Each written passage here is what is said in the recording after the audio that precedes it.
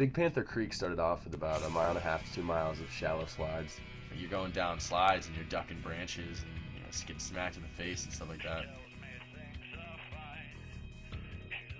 After about a mile of that, we came to the first big slide.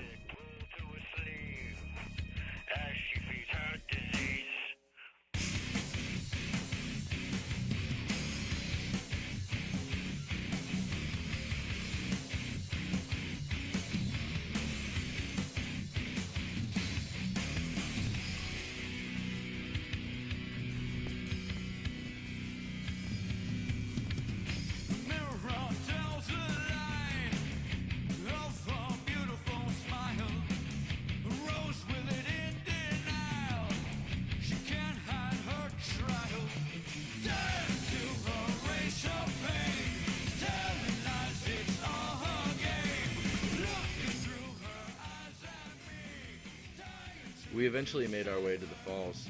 When we got there, we realized that it wasn't just one big falls. It was a big falls, but on top of that, it had two really committing entrance drops. The first entrance drop is a sliding 15-footer with a cave on the right. Then a short, fast-moving pool feeding the next drop. The next drop is about 10 feet. You'll have to catch the eddy on the left immediately below it, or you're going over the falls with a really bad line.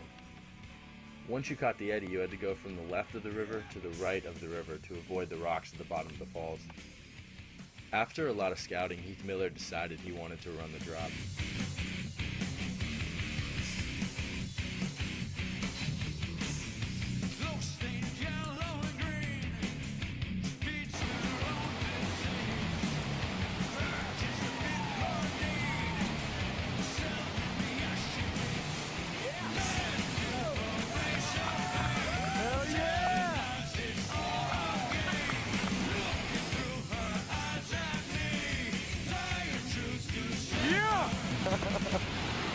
What do you guys say about that? My ribs hurt.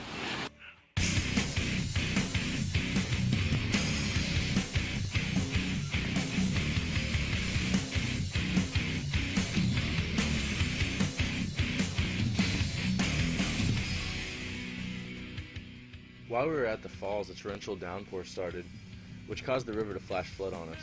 By the time we made it to the next big rapid, the river had quadrupled in size. This rapid is normally two distinct drops, but at this high level, it was just one humongous rapid.